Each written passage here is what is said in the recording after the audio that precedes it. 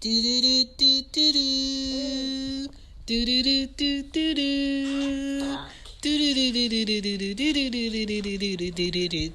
do. What up? This is Shan, and this is Cozy Womb Podcast. This is Ari. Say hi. Hi. Say hi, Anya. Hi. What up?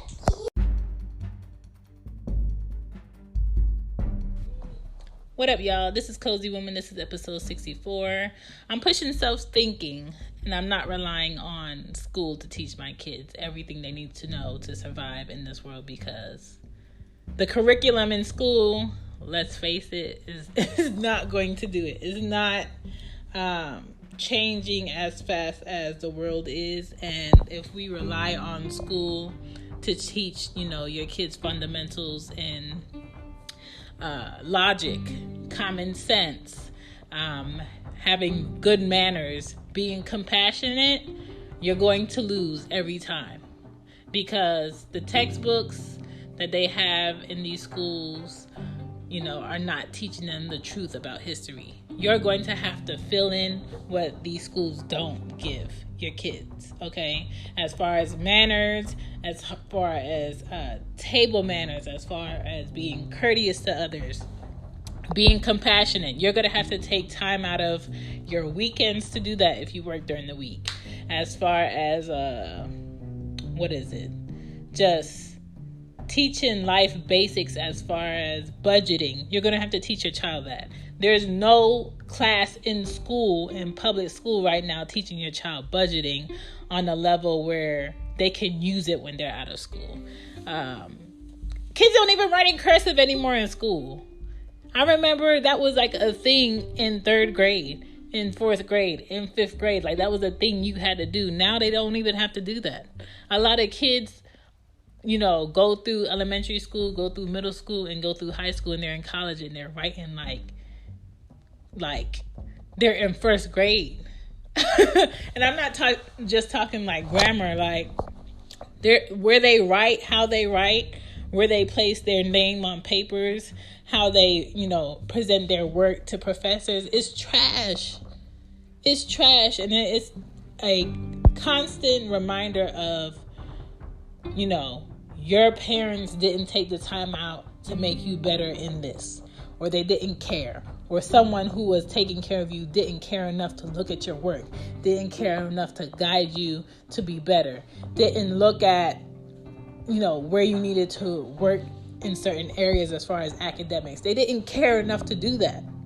And sometimes a lot of kids have to be the ones, because their dad is not going to do it, their mom is not going to do it. If they live with their grandparents, they did their share of raising their parents, and then they turn around and they may have to raise their kids, and they're exhausted, and they just don't have the time or the patience to go ahead and make sure of things.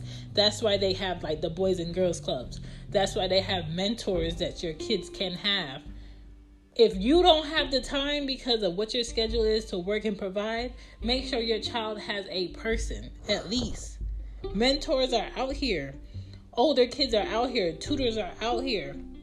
People are out here that want to help young children be better individuals when they turn into adults. We just have to provide them the resources so they can access it. I don't want, all these kids not wanting to read books, but so quick to pick up a phone and flip through Instagram, flip through Facebook, like a picture, go on Twitter. Like, have you seen people's tweets and people's posts and the way that they say things be completely grammar-wise incorrect? Or they don't know the difference between read and read. They don't know the difference between there and there when you're talking about a person. They don't know the difference between how you spell a word versus the words that are silent versus the words that the letter that you say. They don't understand that. A lot of people don't even know what a verb is, don't know what a noun is, don't know none of that. That was what I was taught when I was in elementary school. That was what my mom stressed to me. My mom went to school in Jamaica. In Jamaica, they were doing things in first and second grade and third grade that a lot of middle schoolers in the U.S. were doing. So it's more so they take advantage of teaching everybody the same work that they're going to have to do eventually, because if you understand, you can do the work. And that's reality. If you understand, any age child can do the work. Why aren't you giving this child the work so they can do it? Why are we in the U.S. keeping kids of a certain age in a classroom when they, as far as knowledge, surpass what's being taught? And then we wonder why they're acting out in class. We wonder why they're bored in class. We wonder why they just don't participate, because we're not feeding them anything that's making them curious to learn more. We're not doing anything on the level of what they need. Like, what's irritating for me is, my 5-year-old, her birthday is late in the year. It's after September. So in Georgia, she has to go into pre-K later. She has to go into kindergarten later because of her age, because of her birthday. But from what she knows, she doesn't need to be in pre-K. She doesn't need to be in first grade.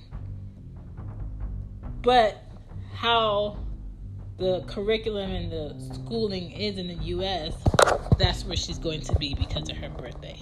That's where she's going to be because of her age. And I feel like when it comes to public schools, it's more so holding back our kids than actually helping them move forward. And I shouldn't have to come out of my pocket on some tuition money for my child to go to a charter school, for my child to go to a private school, for my child to have teachers that want to teach and love teaching and teach on the level of what my child needs. It shouldn't be a money gain thing for people to do that. That should be the standard of teaching anywhere. But, the U.S. is more so a money thing. So when Anya comes from pre-K, we're doing, math sheets, adding and subtracting. We're writing sentences. I'm teaching her, where to put an exclamation mark, where to put a question mark, where to put a period, where you put a comma, why you capitalize this, how you write a small R versus a big R, why this is spelt this way, why this is spelt this way, but it sounds the same. Like, all of that I'm doing. If it comes down to making poster board, I'm making poster board of words or numbers she needs to understand. And I'm putting it in the house so she can see it. When it comes to signs that she sees, when we're out and about, like today we were coming from at home. I love that story. And she saw a sign when we were at a red light. And she was like, Mom, I can't read what that says. And basically it was saying tax holiday special. And she was like, what does that mean? And I explained to her, basically, a business will go ahead and give you a loan from the amount of money you're supposed to get back from your taxes from what you worked for the year. And then when you do get your taxes, you give them back that money, possibly with interest. She asked me what interest is. That's jogging your kid's mind. That's terms they're going to use eventually. And I feel like if they ask certain questions, it's up to us as parents to answer. The other day, I was coming from the barbershop, and it was her and her sister in the car, and I was, making sure they had on their seatbelt or whatever, and I was getting in the car, and she said to me, Mom, when I get older, I'm going to have a kid. I said, cool. Let's hope that's way later in your life. And she was like, I know, I'm talking about when I get older. I was like, all right, buckle my seatbelt, started the car. She was like, and Mom, how do you make a kid? I did not answer that with the answer she needed, because she doesn't need that answer at that moment. Later on in life, she will need that answer. So I told her, Anya, that's not something you need to know right now. It's not important right now. But later on, I will explain to you how you do so. She was like, okay. Like, when it comes to my kids and what they want to know, I'm a completely open book to an appropriate extent. Certain things I'm not going to go into details about because she's 5. She clearly doesn't need to know that. But the other day, like I told you, she did ask me why people say the N-word in the car, and I had to tell her that's not a nice word to use. Sometimes people use it in music, sometimes people use it in movies as a way to get somebody's attention or as a saying. But at the same time, that word is a word that makes people feel bad or feel less than or feel not enough. And it's a word to make people feel bad about who they are. And you shouldn't use it. So she, in turn, said, well, when I get bigger, I want to say it. And I'm just like, well, I hope when you get older, you don't want to say it. And she was like, well, I am. That's fine that's her response right now. But the way that word is used in society, I can't blame her for bringing it up. I can't blame her for asking. And it makes me more, aware of what I expose her to now because she's listening. She's listening to lyrics. I was listening to a song the other day in the morning when I was dropping her off at the sitter, and she was like, what does dedication mean? That's growing your child's vocabulary, exposing them to different words. And I explained to her what it means. But certain words in certain songs, I don't want to have to explain that to her. So therefore, I have to be more aware of what music I allow her to hear while she's around me. And not saying that if she's not around me, when she's around other people, she's not going to hear a song that says certain words. I'm going to have to explain that too if she remembers. So a lot of parents feel like, I don't cuss in front of my kids. I don't talk to anybody and say certain words in front of my kids, and I don't use it, and my family doesn't use it. That doesn't mean they're never going to hear the word. I don't want my children to ever go out in this world without me and hear a word and it's completely new to them, it's completely foreign, and they don't know if it's a good or a bad thing. And I don't want society to tell them if it's a good or a bad thing. I don't want their peers to tell them if it's a good or a bad thing. And I don't want them to automatically assume what it is without having knowledge of it. So my thing is, I want to tell them everything that they're going to be faced with when I feel like it's appropriate for their age before society does. And so sometimes it's going to be bad things. Sometimes it's going to be good things. Sometimes it's going to be challenging things. But I feel like as a parent, I don't want you going out in this world and having the world teach you and it's the wrong teaching. So I want to make sure I do it. So that's what I feel like being, drilling into my kids, you have to be able to read by yourself without somebody telling you to read.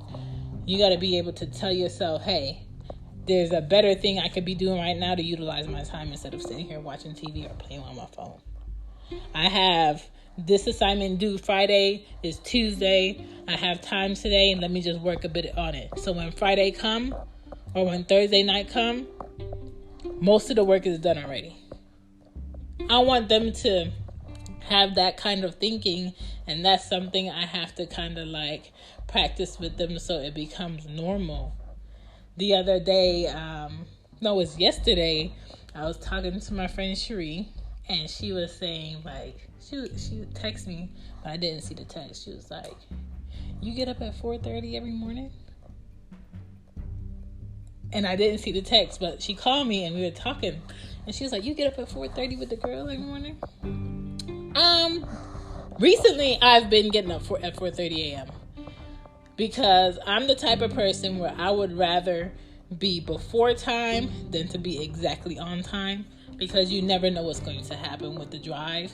You never know what accident could pop up. You never know what stops you need to make before you're into that day. So I always I prepare. I've been getting up, I want to say,